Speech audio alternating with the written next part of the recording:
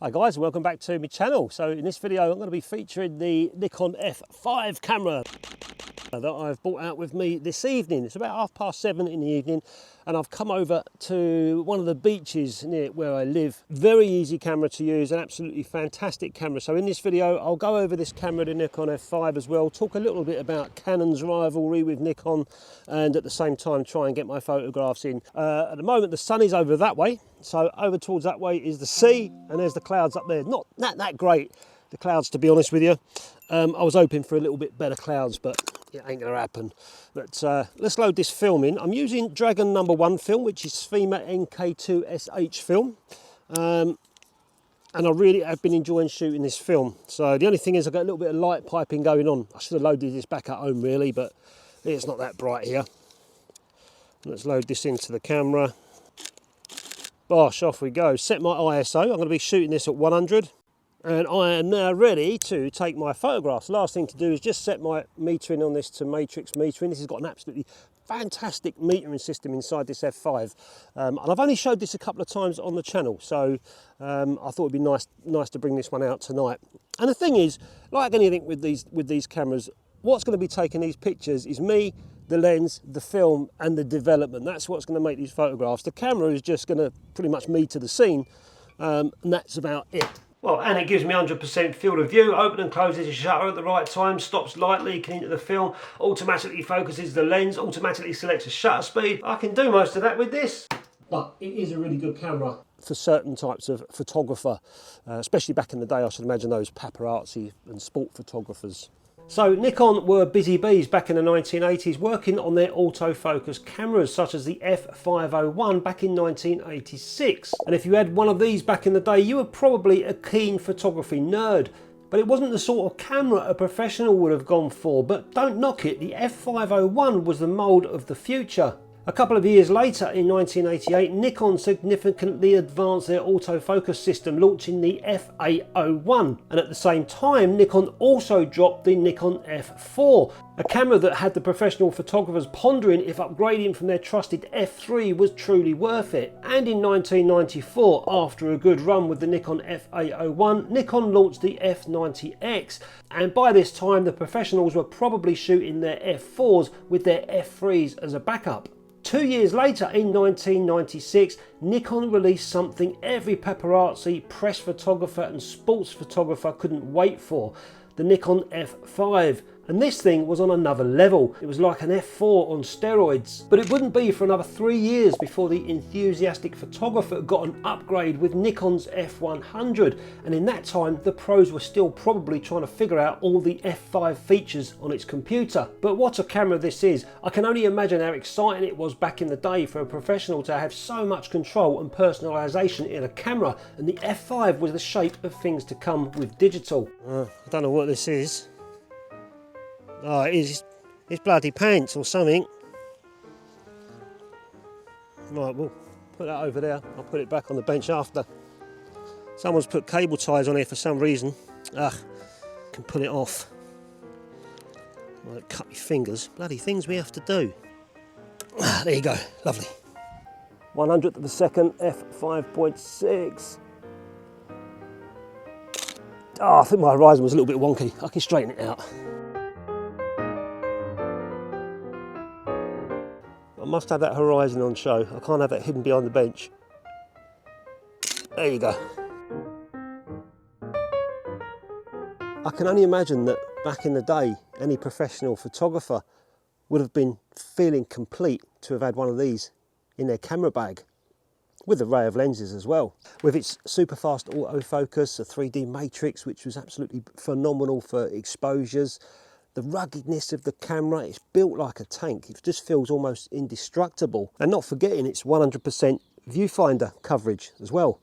And at the time, Canon had their EOS N1 camera, which was released a couple of years earlier. And no doubt there was a lot of Canon shooters hoping that Canon would come out with something similar to the F5 as an upgrade from the EOS N1. And in the same year, Canon also released the HS version, which stands for high speed, which was exactly the same camera as the 1N, except it was integrated with a power drive booster, which allowed up to 6 frames a second burst rate.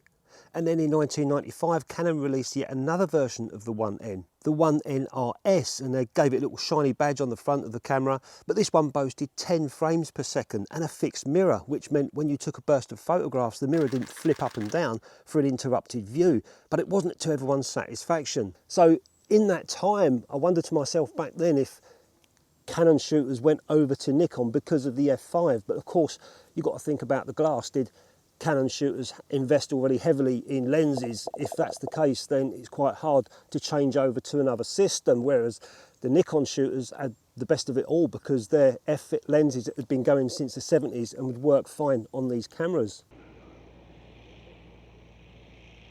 So during that time, while all the Nikon shooters were enjoying the F5, if they'd upgraded to that, most of the professionals would have done, no doubt, Canon were messing around for the next couple of years with lenses and stuff, and it took them a couple of years to come out with their next flagship camera, which was the EOS 3, and it was kind of their answer to the F5, but it didn't quite have what the F5 had with the matrix metering system inside this. The EOS 3 didn't have that, but it did have one advantage over the F5, which was its 45 focus point. That was something else. This has only got 5 points. The EOS 3 came out with 45 points, but was that enough for Canon shooters to stay with Canon? But whilst the Canon EOS 3 didn't quite have the ruggedness look of the Canon EOS 1, it did have another trick up its sleeve. Canon called it their eye controlled focus, or ECF, which meant inside the viewfinder, when you looked inside, some little gadget wizardry stuff would look at your pupil and it would see where your pupil was going. So you could just look through the viewfinder, and wherever you placed your eye, the camera would see where your pupil is, and it would light up that certain focus point for you to do your focusing. So if you wanted to focus on a subject over there, you just threw your pupil up there and the little focus point would light up. And it was quite revolutionary at the time, but I'm not quite sure if Nikon were worried about it or not. I don't think they were. This time there's a little bit of blue up there, so I'm going to put an orange filter on and take another shot. So on goes the orange filter, but that's going to kill me by about 2 stops of exposure, and I'm running out of light really as it is. I should have chose a 400 speed film. Okay, let's take this shot. Okay, 1/40th f5.6, that's about right. And we'll take one more landscape. Done. The only thing with this camera, and I think what came with EOS Canon cameras, is the autofocus point system. It's not illuminated in here, so it is quite difficult to see that it's dark. It's not dark, it's black, sorry. You know, and they're not illuminated. So when you're trying to point around the system to see where you want to focus, there's only 5 points in there. But if you rely on that system, it's not illuminated. So in days like this, it's quite bright. It can be quite tricky to see. And after the F5, Nikon's next move was pretty much lining up for the digital era. And at the time, Canon came out with then the EOS, I think it was called the Canon 1V. But Nikon, I think they'd already seen the death rattle of film, and they thought, you know, let's start moving towards digital. We've done enough with the F5. We've given the professional film shooter more than they could ever chew with one of these cameras. But in 2004, Nikon came out with the F6, which is an absolute fantastic camera, and it was almost like a goodbye to film shooters. It was Nikon's way of saying, look guys, we're not going to be making any more film cameras, we're going to be going into digital, but for those of you that don't quite want to go into digital, here's an F6, have that, it's the best that we have ever made on a film camera, enjoy it, goodbye. And that's pretty much what happened with Nikon film cameras. I feel so unfit when I see runners. So let's have a quick tour of this Nikon F5 camera. And for those of you that are used to the cameras such as the F90X and the F100, etc., you'll see some similarities. And one of the most useful features is a removable prism. This is useful for from the hip photographs or low angle shots. And you can change the focusing screens too, and there's plenty of them to choose from. Let's have a look at the top of the camera. On the top of the camera, you've got your on and off switch. I don't quite like the way that you have to press this little button to unlock it. It's a little bit fiddly for my sausage fingers. And also on the same switch is a spring-loaded action where the LCD screen light comes on. Also on the top, you've got your exposure compensation button. Now the compensation exposure is in third of stops, and it goes +5 or -5 stops. So there's plenty there to play with. And you've also got your shooting mode button with aperture priority, shutter priority, program, manual and bulb mode as well. You've got your area focus button. It's got 2 area focus modes. So you've got single and dynamic, and it's got 5 focus points. Back in the day, that was something else. You've also got a multi-exposure button. When you activate this, you can take double exposures, and once you've activated it, you take your first photograph and the camera won't advance the film until the second photograph. And on the other side, you've got your film advance speeds. So you've got single, which just takes one photograph at a time, or you've got CL, which means continuous low, which is around about 3 bursts per second. You've also got CH, which is continuous high, which is around about 7 point something frames per second. And you've also got CS, which is supposed to be silent mode, but it's still enough to annoy any vicar in a church.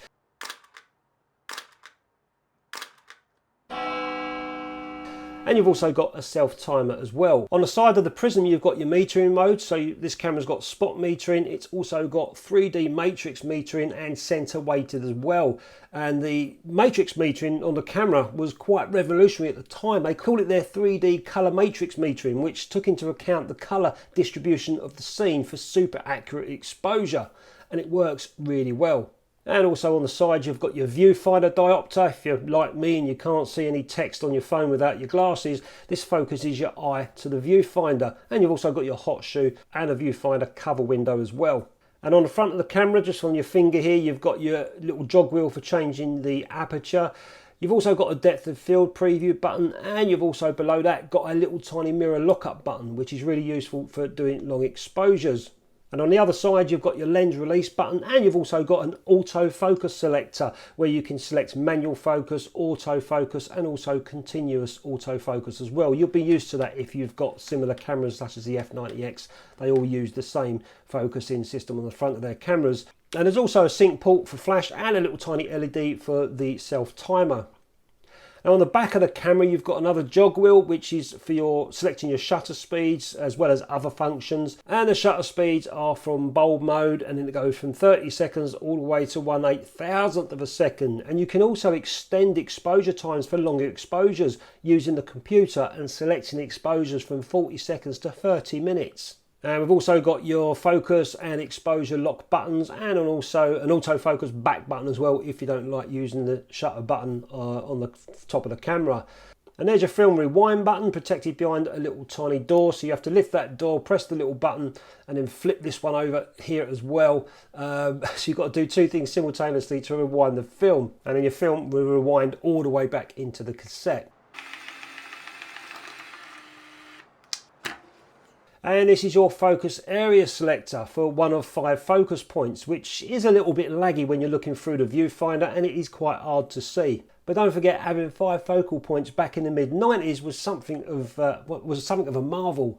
And under this little tiny flap is where the computer settings are hidden. And inside here, you can select your film speed. You've got your ISO button. The camera also does DX coding if your film has got DX code on it, so it will automatically recognise your film speed. And you've got your ISO options from 6 ISO all the way to 6400 ISO. There's also a bracketing button as well if you want to bracket your exposures. And this little button here with the L on it, that is for locking your shutter speed and your aperture jog wheel. So if you're shooting in the same settings or the same light settings and you don't want to accidentally knock one of your jog wheels, you're not going to change the settings because they're locked using this feature.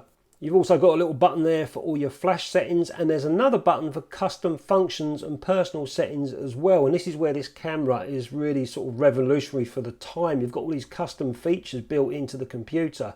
Although it's pretty basic, there's 24 different functions and different settings that you can change around the camera. So to give you an example, you've got different functions for bracketing order, jog wheel rotation, film burst speeds. You can tell the film to end at 35 frames instead of 36.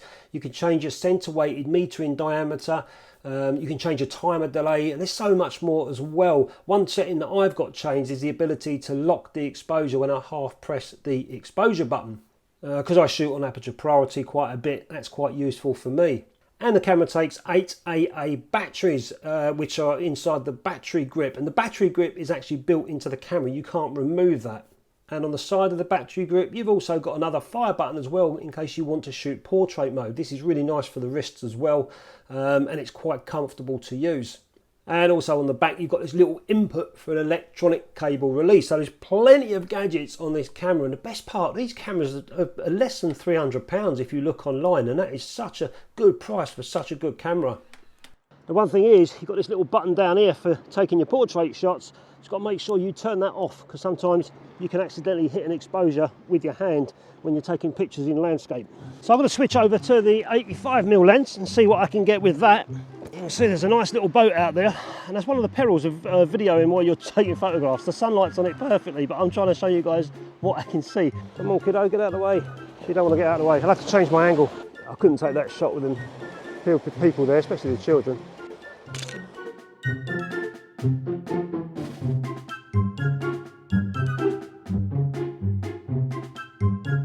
And we'll try this one, some leading lines from the tractor that launched that boat. So see if I can get that in. The light's dropping though.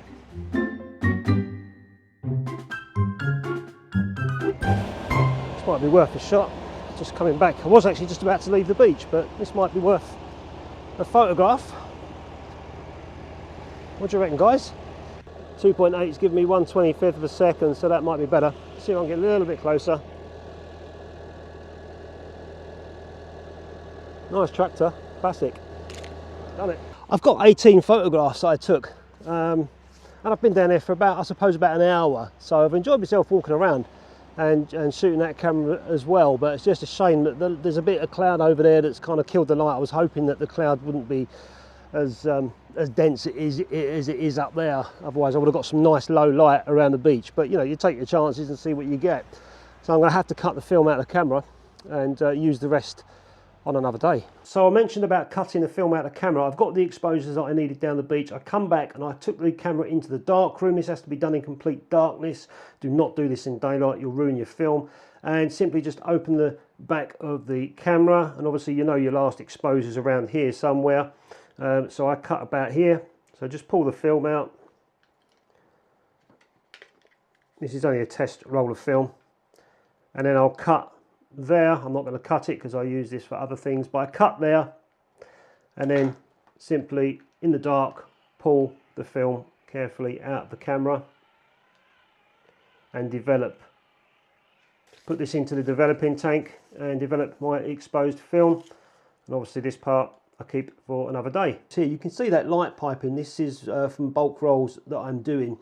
And the light piping, where that film's thin, just the start of it, light creeps in and gets around the sprocket holes. Luckily it's not on the exposures, but all the meterings come out nice, the exposures have come out well, as you can see here on these negs, so very easy to scan. I'm not going to be getting in the darkroom with these ones. I'm going to wait for a better time when the light's better. It wasn't particularly great that evening, the light, but you can see there the photographs that I took and then cut the film out of the camera. So negatives look good. So let us know in the comments, guys, if any of you have got one of these cameras, what do you think of it? And particularly if you used one of these back in the day, back in the 90s into the early 2000s, what sort of photography was you shooting at the time, and how did this camera help you? I'd love to know, read in the comments. And I also find it fascinating to read up the history about these sort of cameras, and also reading up Canon side as well, and sort of reading, building a picture up in your mind what was going on between Canon and Nikon at the time. Not forgetting the customer as well, the consumer.